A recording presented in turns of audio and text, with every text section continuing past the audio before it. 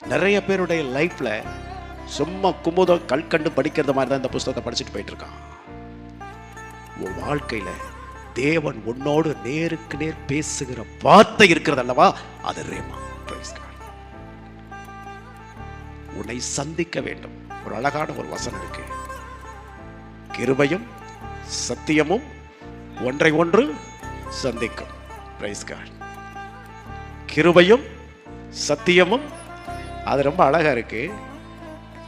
அந்த வார்த்தையில இன்னொரு இடத்துல இருக்கு, கிருபை மேலிருந்து சந்திக்கும், சத்தியம் கீழிருந்து முளைக்கும் அப்படின்னு அந்த ஒரு வார்த்தை வரும். ரொம்ப அழகா இருக்கும். இதெல்லாம் ஒரு சாதாரண வேர்டே கிடையாதுங்க. கீழே இருந்து இல்லை, எங்க பூமியில இருந்தா கீழே நம்ம தான் இருக்கிறோம். நமக்குள்ள இருந்து இந்த சத்தியம் முளைக்கணும், மேல இருந்து கிருபை நம்ம சந்திக்கணும். ரெண்டு ஒன்னோட ஒன்னா கனெக்ட் ஆகும்போது தான் அந்த ரேமாங்கிற வார்த்தை நமக்குள்ள செயல்படும். பிரைஸ். என் கூட ஆண்டவர் பேசிட்டார்.